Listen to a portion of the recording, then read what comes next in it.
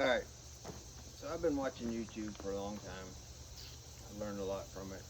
I decided it's time for me to give back for everything I've learned. So I'm going to do this review on this Big Tex 14 LX 14 foot. Got the 2-foot sides. I built my last dump trailer, and it's stronger than any trailer you can buy. I've overkilled it by a long shot, so I didn't have time to build a new one. I wanted a bigger one, so I went and bought this, and I went with Big Tex because of their reputation. And I thought they were awesome. One of the other deciding factor was they're powder coated. Anything that sits outside, you're not going to garage a trailer, so it's going to take a beating. So I didn't want just a normal, enamel finish or automotive grade finish. I wanted powder coat, because anything else that I've had powder coated has been bulletproof.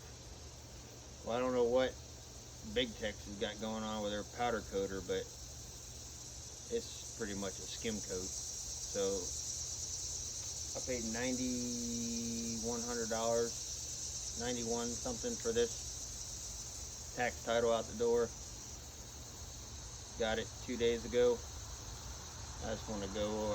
I should have never accepted it the way it was, but I wanted it until I got it home. I didn't realize how shoddy of work that they're throwing out there. I don't know what's going on, but I have seen some other videos where people were saying that they shut down because of the corona, and then when they came back, the dealerships were wanting stuff, so they were throwing it out the door. And this trailer is a prime example of poor quality control and product getting pushed out the door. And so I'm going to show you what I'm talking about here. So the first thing that really bugged me, because like I said, powder coating was the reason why I wanted this. So if you look down in all these holes, what's that? Rust.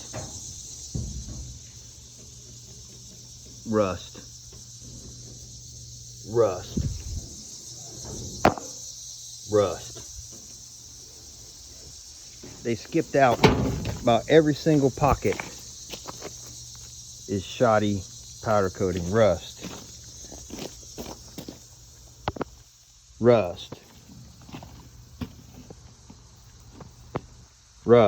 I mean, it's ridiculous.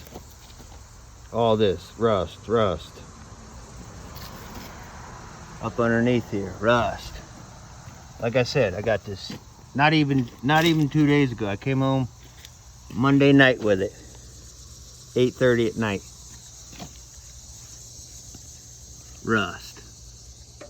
Rust.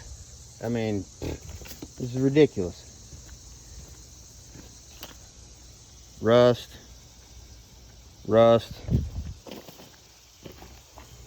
Every single corner where there's something, where they just half-assed powder coated it. Oh, this is my favorite right here. So I guess they stitch weld stuff, which I'm not a big fan of, and then they put some kind of seam sealer on here. Well, they put some seam sealer on here, but then they went on smoke break or something, and they like half seam sealed it. So we got a little bit of seam sealer, rust. This side's all seam sealed. Rust in the corner. Then rust up here. Then this side is seam sealed right here. Stops. And then there's some seam sealer here. So like, I don't even know how they can. I tell you what, whoever made this, they're lucky I ain't on the quality control team, because I would have sent this back in a heartbeat. And then, as I was saying about the powder coat being bulletproof, right here, you can see, just from them shipping it from Texas to North Carolina, from the straps from shipping. If I was a dealer, I wouldn't even accepted it like this crap. Look at that. That's all straps from shipping. Everywhere there was a strap. powder coat rubbed right off. Rust. I mean, it's pathetic. And then you can see like spots where, oh, so I'm a welder, if I didn't mention already. Well, I'm pretty anal about stuff, and one of my pet peeves is a spatter and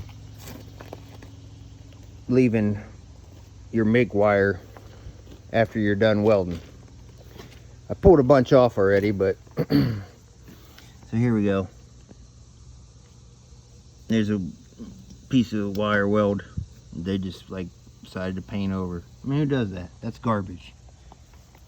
Spatter all over here. Spatter all over there. It's like they just throwing them out the door, I guess, make a buck. I don't know, but it's pretty ridiculous. I've already pulled off I don't know how many wires. And then look at this weld here. This is a nice one here.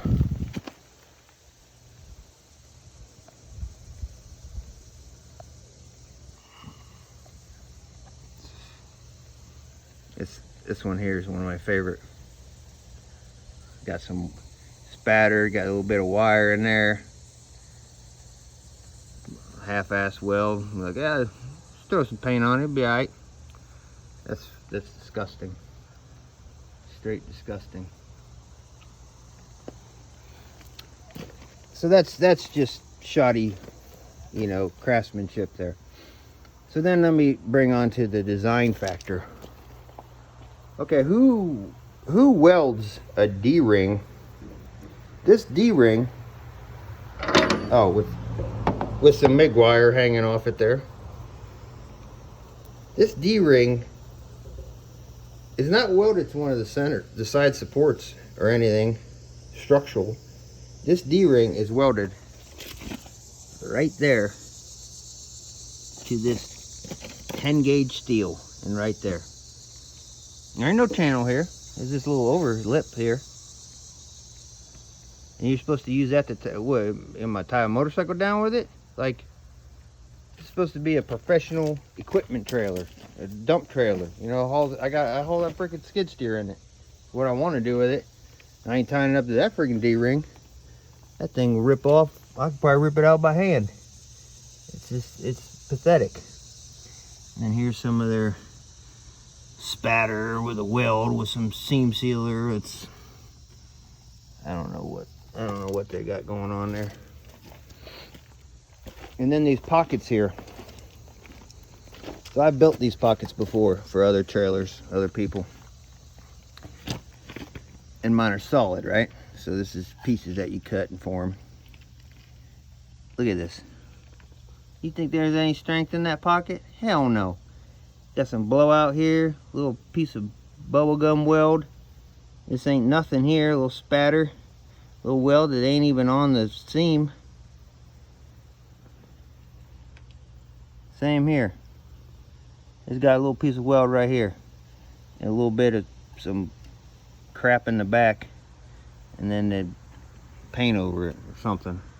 I don't even know if this probably got some weld on the inside. Yeah, well, they tried to, but they missed the whole seam.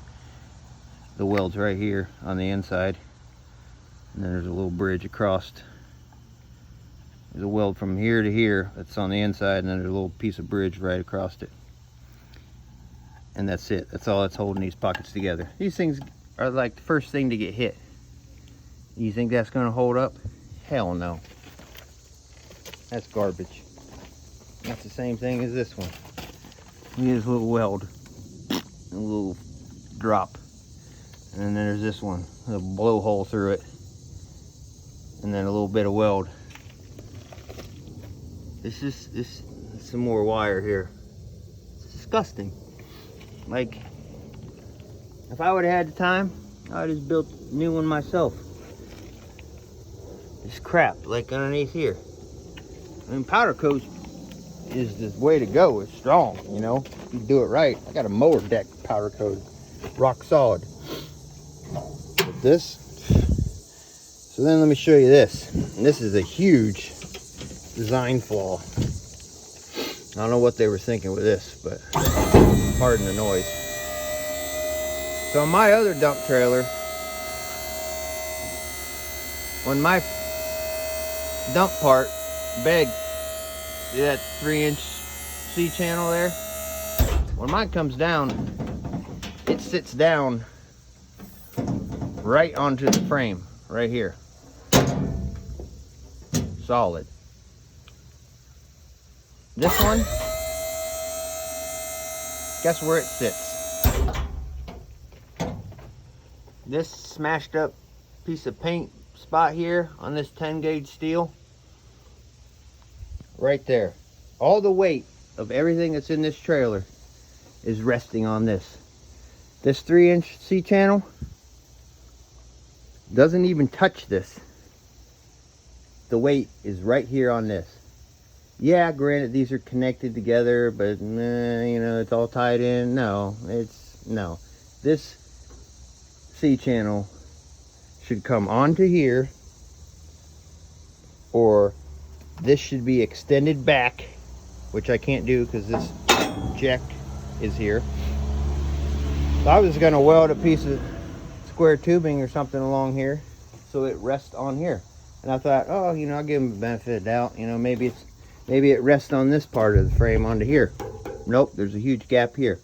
So the only spot that all this weight's touching is right here on this, when you got this loaded down, is on this little piece of metal. And that's pathetic. So I noticed that when I lifted it up for the first time, because it was making so much noise, it sounded like a haunted house. I got in here, had to grease the crap out of it, because they greased it somewhat. I don't know, I saw a little bit of white lithium grease on there, but it was probably like a squirt here and there, and it didn't do crap, and this thing was so noisy. But I mean, thank God I'm not in like a northern state where there's road salt and stuff, because this thing would be done for in a couple years. I mean, look, we got every little corner. Like, I don't know how you miss that with a powder coater. And then I missed this too, which I probably would have told the guy to keep the damn trailer if I would have lifted it up the whole way, and I would have saw this and then all the other stuff. Okay, well, I've had this for 2 days. I didn't do this. This is the track where the ramps slide into. That's all bent to hell. How do you do that? So now I gotta fix that. So I gotta take time out of my day that I could be making money to go buy another trailer, a better one, and fix their half-assed work. Like I said, I'm not a big fan of stitch welding. If I would have built this trailer, this would have been welded solid. This is a huge stress point. This is where the frame, where the hinges are. Like, you gonna stitch weld that? Look, they got one weld here, and then what, there's 1.5 feet, and then there's some weld here, some weld there. No, that would have been welded the whole way solid. It's just like, I don't know where the craftsmanship is nowadays, but it's ridiculous. Oh yeah, look at this weld. What is that? Is that even touching? Pretty sure that's not even doing anything.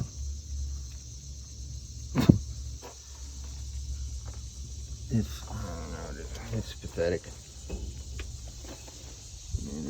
And here's some more wire, some more rust. I don't know how this happened. Like, well, I do know how it happens. People don't give a shit and they just throw out a product. That's how it happens. And then another deal that I noticed when I was picking it up, and I mentioned it to the guy, but I knew it was going to be an easy fix. This whole harness was hanging down. I put a little tie up here now just because I needed to use it the other day, but from here to there was hanging off of this thing, dangling on the ground. Like, how does that happen? Like, you don't see that when you're going to, you don't see those wires hanging down when you're gonna load it? Oh, look at this big giant piece of wire. I mean, it's ridiculous. I'm gonna send these pictures to Big Tex, and they got some explaining to do. They want to claim that they're the best trailer, you know. And then this bed stitch welded every 2 feet. I would have welded that solid. It's ridiculous.